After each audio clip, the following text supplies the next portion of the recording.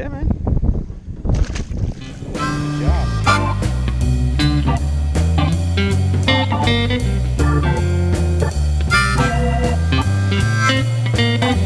A little bit, like I said. His name is Esteban. Esteban, all right, there you go.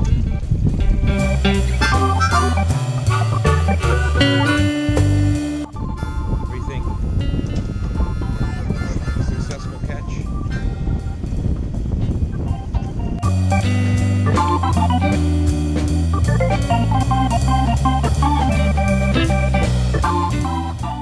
Hey, what's up y'all? I'm Alan Hain, the Lawn Care Nut. Thanks for coming back for yet another week. So today's gonna be a little bit different of a video. I don't know if you noticed, but the last couple weeks of videos were actually a week behind. Typically, those of you that have been around for a while, you know that I actually film and edit in the same weekend to really keep things more in real time. Being as today is April 1st, happy Easter to you. And you know, there's a lot of things that start happening April 1st. It's definitely what you would call a day of awakening in a lot of ways, and especially here in the lawn care world. So with that, I wanted to go ahead and do a real-time video today because we're kind of in this weird period. Like those of us in the far South Florida, like we're flying, we're going, we're rocking and rolling. Those of you in transition zones, you're in a tough spot, and we're gonna talk about that today. And those of you up north, you're also in a tough spot because you're ready to get out and get going, but it's just a little bit too early for that. In fact, it reminds me a little bit of this song right here. Can't you see that it's just raining? There ain't no need to go outside. It's just a little bit too early to go outside. And that's really what we're gonna talk about in today's video. I'm actually gonna show you pictures from all around the country of different lawns, different grass types, and in different stages or places, because things vary so much, especially with you poor guys in the transition zone. I know I talk to you guys like your world sucks, and it kind of does, but maybe only because I don't have a lot of experience with transition zones. But anyway, with that, we're gonna talk to you guys. So I'm gonna kind of show you what everything looks like all around the country so you can get an idea of where you sit and you don't have to feel like, oh my gosh, I got this total FOMO, fear of missing out deal going on and I don't know what's really happening. So you're not behind, you're not in trouble. Just stay tuned and I'll show you how to get yourself caught right where you should be. Link in the description below. I've got a newsletter for you that I also do that every single week. We send it out on Tuesdays or Wednesdays, and we talk about that. Where are you at this week? What should you be doing this week based on where you live? So subscribe to that newsletter and you'll also be able to get updates in written form in addition to the videos that I've been providing for you. Okay, but you guys know that I can't just do a video of only one thing. I always have to try to include a bunch of stuff. It's just how I kind of roll. So the one thing I am working on today that will actually be put out next week is a full review of that bad dog right there. So I did a ton of video last week on this. Show you a couple clips.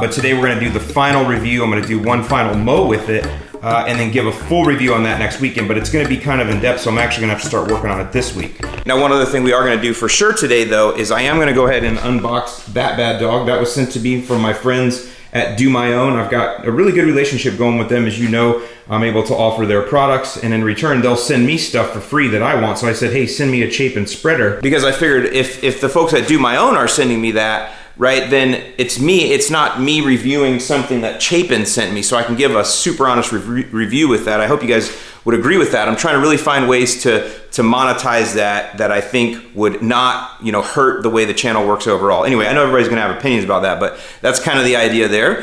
So I'll give that one a really good review, and of course you guys know, studio lighting, you guys know that I still love my Earthway. Even though they've been having some production issues this year. That's one challenge. And so that was actually one reason I was actually willing to start looking at a different kind of spreader and actually started doing it, is just because Earthway, I love you guys, but they can't keep up with production of that model, I guess.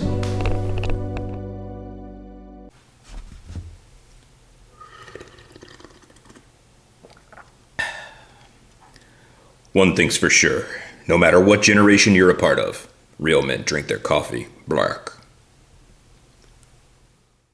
So with that, I do think it would probably be a good idea to just give you an update overall on the lawn, because things are looking really good. We did finally get some rain with some massive thunder and lightning in it.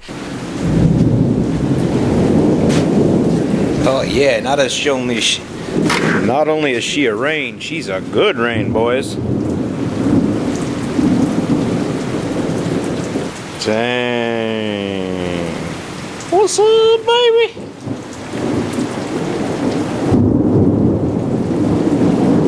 Ah, yeah. Breathe fire.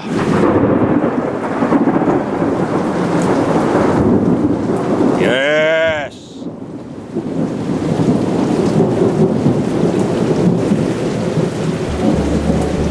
So that really greened the lawn up, along with the Milorganite application that I had done here and in some other spots we'll show you, and then also show you the back. But you can definitely see the domination is going on there already.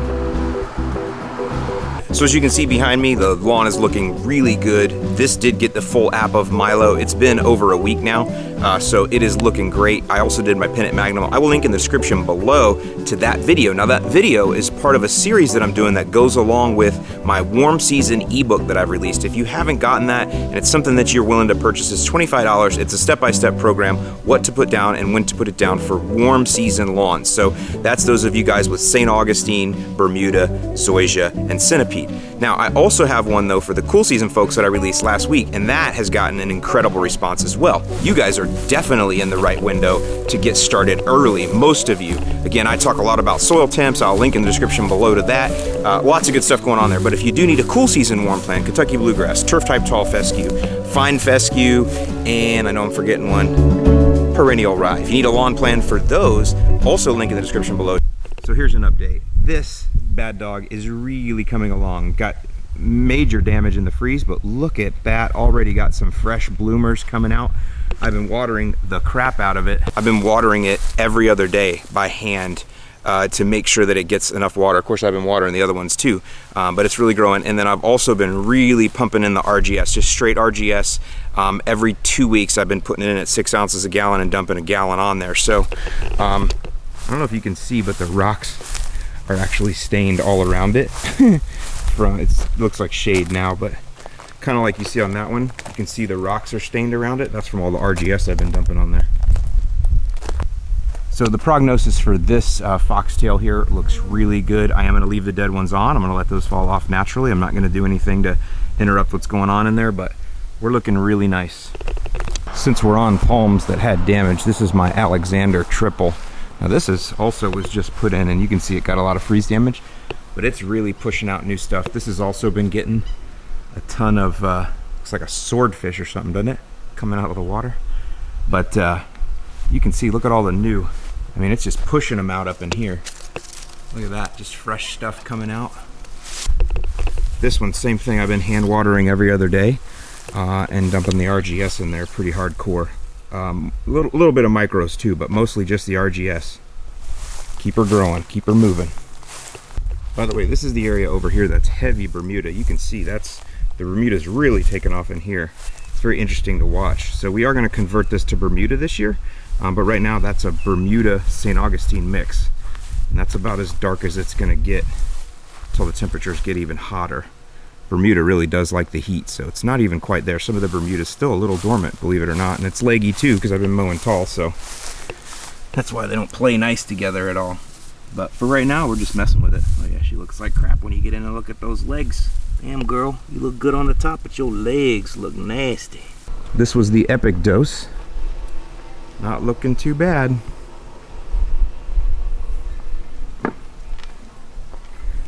Now remember, we're not putting any real nitrogen on this, so I'm actually gonna do like a blast of the NXT nitrogen, the one that's got 7% in. I'm gonna blast it, but I'm not gonna do that yet. I'm gonna let this keep going. But it's greened up after the thunderstorm for sure.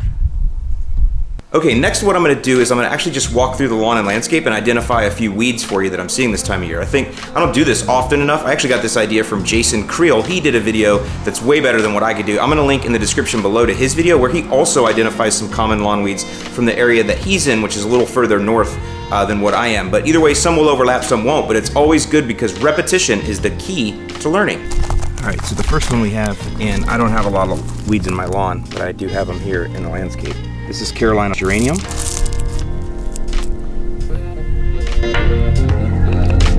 Another one.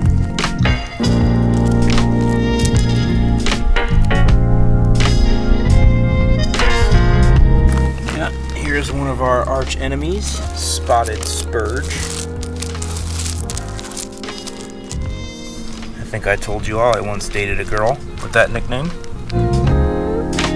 Everything kills it. Atrazine, dismiss, blindside, all of them. Get it. It's a tiny one though. A little baby. Here's some of its close cousin, garden spurge. Only difference is no spots.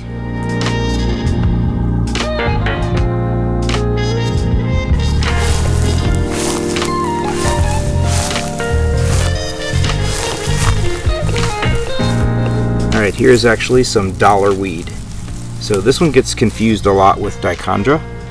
The good news is atrazine kills both of them, but this is definitely dollar weed because it's springtime here.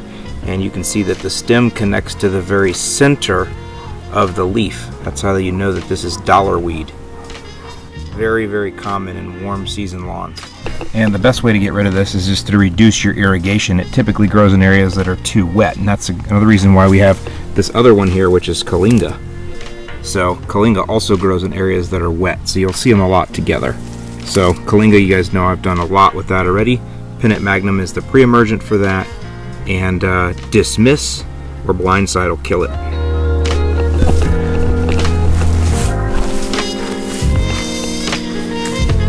Here is some torpedo grass poking through. It's early in the season. This will be coming at me all year, bro.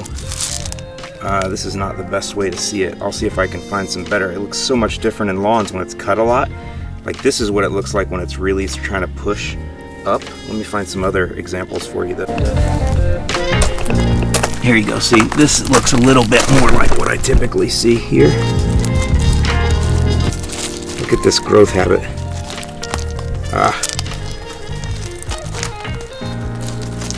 That will definitely be coming back, but there. See that growth habit? That's how you know torpedo grass. See how those leaves alternate? There you go. Alright, now I'm going to go ahead and unbox this Chapin spreader, and then right after that I'm going to go directly into enjoying my mow so I can just get my last few mental notes down about this Honda mower so I can go ahead and start working on that review and have that ready to post for you next weekend. But with that, let's get into this Chapin.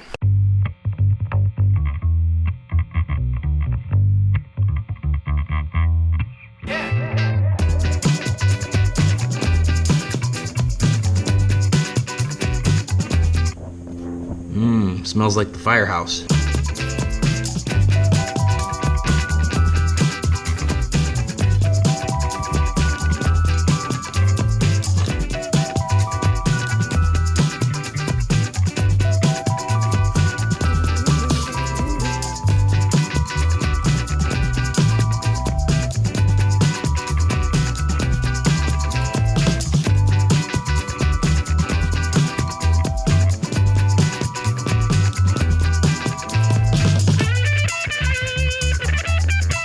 Alright, so any of you that own this, you please correct me if I'm wrong, but I think this is... So this part here is nice and beefy, but where I'm at is in the main thing, is where the drop holes are here. So these are the drop holes, and so what you basically do is when you pull this here, it stretches that spring, which is pretty darn loose. So I don't know, that's what I'm asking, if I should be able to adjust that. But, you know, you can see the drop holes open up. But, I mean, the drop holes staying open are, you know, I got to hold that down to make that happen. It's not a true setting. It's just a spring that holds it. That's not a true setting. Sorry. All right, now the final thing I'm going to do is I'm going to go enjoy my mow after not liking that thing very much. But again, I don't want to be too judgmental. Maybe I am being too judgmental. Again, you guys let me know. But now I'm going to go enjoy my mow with something I know I already love. I'm going to finish up that, get my last few notes together, and then get ready to start editing that video so I can post that one next week. Yeah, 10:19. All right. So what I want to talk about here, though, is going to center around this little map that you kind of see. This is one that we branded for ourselves. Thanks, Josh, for doing that. But, I mean, this is not perfect, right? But it's just trying to give you a general idea of warm transition and cool season, right? And then we're also going to be representing or referencing a US map because I'm going to show you a few things. So what this really centers around is this Facebook post that I put up, if this will focus. So what I'll do is I'm gonna link to this because this is really gonna be your best reference. But the idea here is I want you to be able to see what people's lawns look like across the country right now, so you understand where you're at versus them and realize that you're probably not as bad a shape as you are or whatever, but also illustrate some of the things that we see with transition zones. So we're gonna start here, my man right here, Brett from St. Pete, Florida. Look at that St. Aug, looking good, brah. Let me show you some different things that are kind of interesting. So the first thing we're gonna do is I wanna show you here, and this is a set and a start here. Clayton, North Carolina, and this is Bermuda, still dormant. So let's go up here and check out Clayton, North Carolina. So you can see Clayton, North Carolina there. Looks like it's close to Raleigh. So look at where that is. So here's Virginia up here for those of you that aren't good in geography like me. And then here's South Carolina. So we're coastal here, right? But still, I mean, this is definitely the South. Now let's zoom back a little bit. All right, so here you go. So think about this. He is on par with Nashville, Tennessee, straight across to Oklahoma, northern Texas, right? Straight on par all through there, almost into Kentucky, all right? But he's got Bermuda and it's still completely dormant. So this is where I talk about transition zones. Corey, I feel for you, bro, because you got to sit there and look at that because you don't have snow. But then again, in the summer, I bet you're laughing all the way to the bank when this stuff blows up on your hottest days. Now, here's an interesting one. Brian, bro, your lawn looks gorgeous, man. Super nice job. But here we are. He's got KBG, Kentucky Bluegrass, turf type tall fescue mix. It's about 50-50. Gastonia, North Carolina. It actually says it's recently renovated, still fixing a few problems. Still, Brian, great job. But look at that. So let's see where he's at in relation to the previous lawn. So these bros right here are 3 hours apart, right? That's it. So they are basically on the same, plane here. I mean, I'm sure that maybe soil's a little different out there, but as far as weather goes, I don't see how it can be that much different there. And look at that lawn, right? Because this is cool season grass growing in a transition zone, Kentucky Blue, which you may have a little trouble with, Brian, in the summer. It might get a little hot for that, but your fescue should be fine, obviously. But versus that, which is Bermuda, and again, only a little bit apart. So that's where I talk about some of the challenges that transition zone folks have. Either way, both of you should have gotten down your first pre-emergent and have probably been spot spraying weeds now for at least over 6 or 8 weeks even maybe. All right, so here's Nashville, Tennessee. So this, he doesn't give me, oh yeah, fescue. Thanks, Brian. Brian's got fescue. So he's just starting to green up, as you can see. So we saw Bermuda over here, still in dormancy. Then we saw some fescue in there looking good, and straight across the plain, same thing here. We're just starting to green up, starting to look good here on Brian's lawn. The one thing is when I ask for people to put pictures up, everybody wants to put up pictures of their beautiful lawn, and not everyone has that yet. So Rudy, thank you for following the directions, my man, and putting up a picture of exactly today. Not that everybody else hasn't, I know you have, but I wish I had more of these, because look, we're in Canton, Georgia here. That's outside of Atlanta. So let me just show you something. Look at how dormant this Bermuda is right here. Still dormant. And he's got some Milo down and some starter and everything else looks like he put down last week, which is a good window for you. You definitely want to get started because this is going to start to green up. But just look at all the other lawns in there. So this is a warm season lawn. So remember, we're showing everybody up in here. We had one Bermuda up in here that wasn't green yet, right, in the transition zone, but everybody else through here is mostly tall fescue and they're pretty green already. But now let's show you, and this is what I find is interesting. Let's clear all these out of here. So now look at here. Here's Canton. Look at how far south that is, right? Here's North Carolina. There's Charlotte we talked about, Greensboro. So look at that, Canton, Georgia. See, that's definitely in the heart of the South, right? Gonna be too hot for turf type tall fescue. I promise you, it's too hot in Atlanta, in my opinion, in most people's opinion. But here, so guys north of him in the transition are already green. He's not.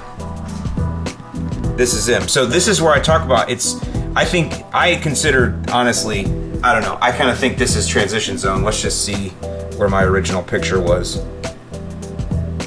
Yeah, you can see how we have the warm season kind of in there.